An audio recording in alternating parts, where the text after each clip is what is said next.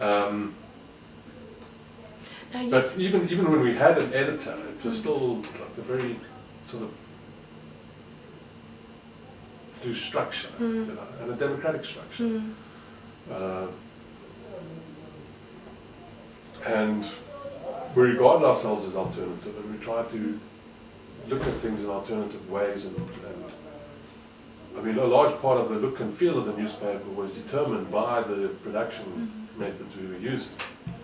But within that, you know, I mean, even if we could have made it look slick, we wouldn't have. It would have gone against the grain of what, and I'm not saying that student newspapers shouldn't look slick, but I think they, you know, they don't have the same kind of advertising constraints that commercial newspapers do.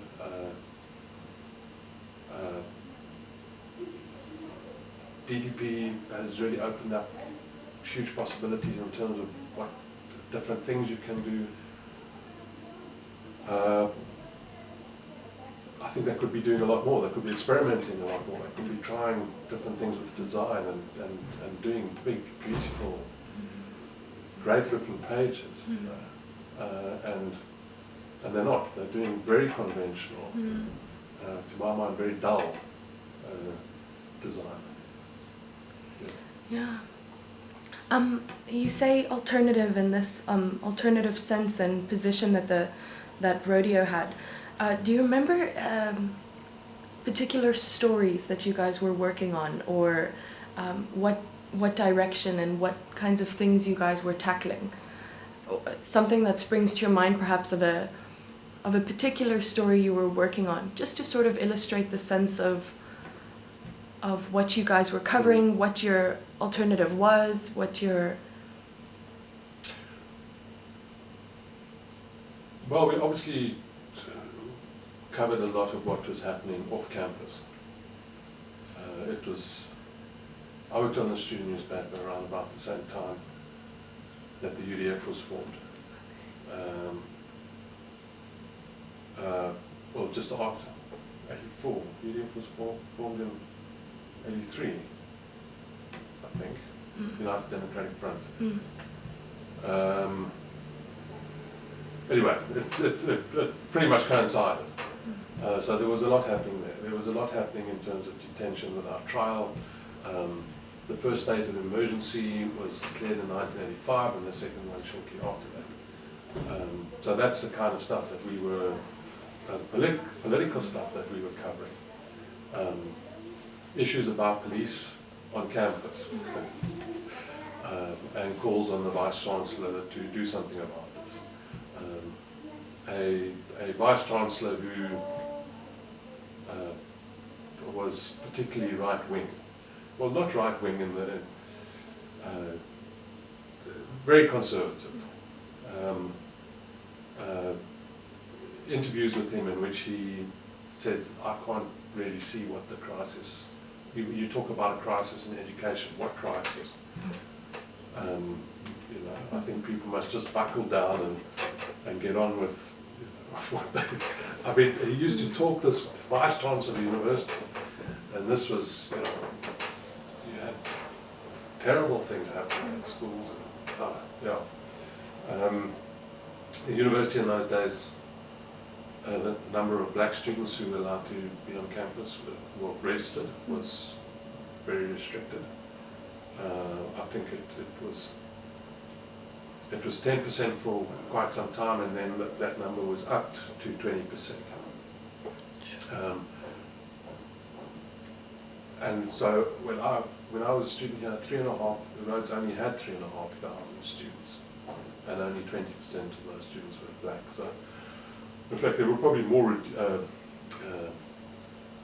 students from Zimbabwe who identified themselves as Rhodesians than there were black students.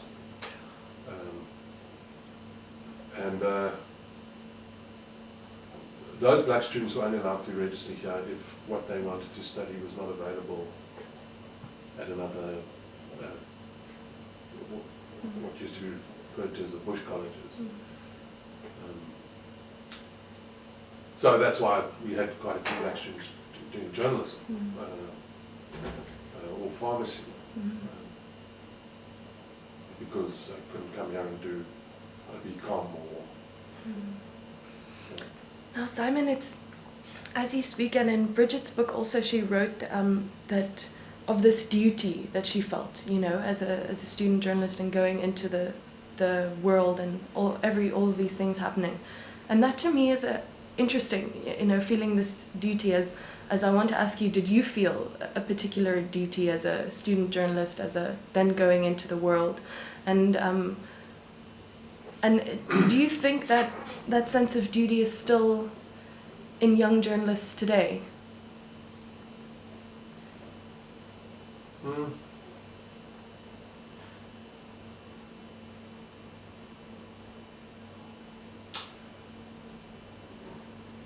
I have no idea. Yeah, I mean, we definitely felt a strong sense of duty. I mean, I think a lot of us defined ourselves primarily as activists, and as journalists, particularly while we were students, that the journalism was an important part of telling people what was going on. Not for the sake of being journalists, but for the sake of, well, there was all the shit going down in the country and people needed to know what was going on. And people didn't know what was going on. You know, the SABC in those days was obviously not reporting properly on what was happening.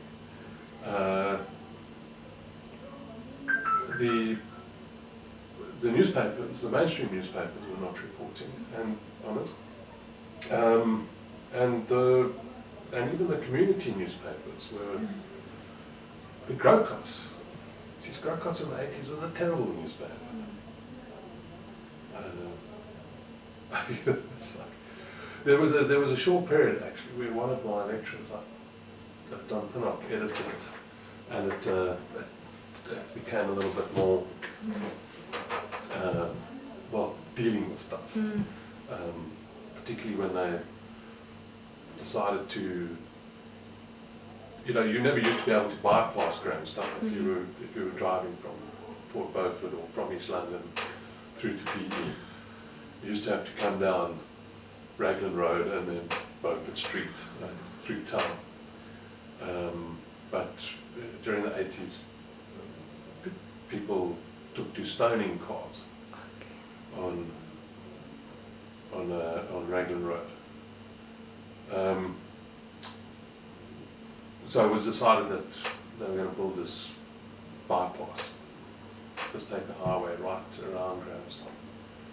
And it would have made far more economic sense to take it around the west side of town, because it's flatter,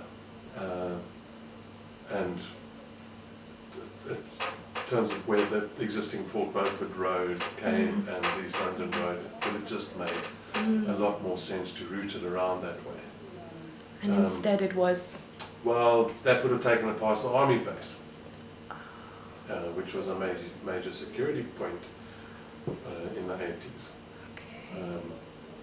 So they decided to do it on the west side of town, which entailed a lot more expense, a lot more digging of cuttings and so on. Made it, and yeah, well, vastly increased the amount of money it cost to build it. So the stories like that. But I think you know, at the same time, I think we were also taken with the idea of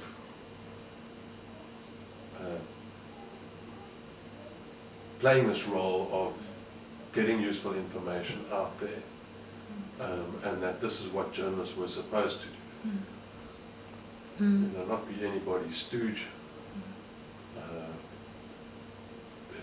You know, have principles, have ideals, fight them, and if you know, we don't get involved in, well, don't worry about rubbish ideas about objectivity or whatever. Well, objectively speaking, what was happening was terrible, and we had a duty to contest it. Yeah. That's very interesting, as you say now, about the objectivity and stuff, and Don Pinnock also.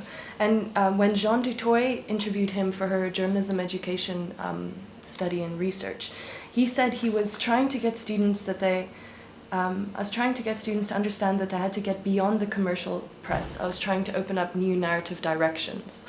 And Gavin Stewart said, the thing about Rhodes is the influence of more radical thinkers was suddenly there. Suddenly we were talking about Gramsci and a load of other theorists that introduced a whole new dimension to debate and the whole notion of ideology. And he says they touched on that at UNISA, but at Rhodes it was the central thing. And I believe they were here, both Gavin Stewart and Don Pinnock were here around the same time you were. Now, when you think back on that, is that what they were doing? Can you reflect back and see that that's what they were doing, and you could sense, a bit about the curriculum and the content, and what do you remember about that? Well, that was definitely the case. Look, I think Gavin was the head of department, and he came from a solid print background. He ran Daily Mail, long history of working on newspapers. And I think he was very deeply steeped in that kind of liberal tradition of newspapers.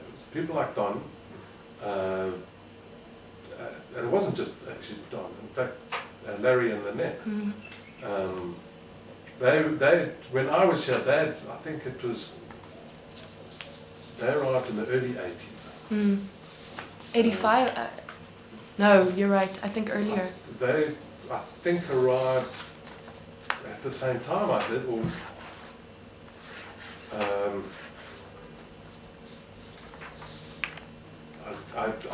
yeah. My memory of specific dates is very fuzzy, but cultural studies was put firmly on the agenda while I was studying it. So it was.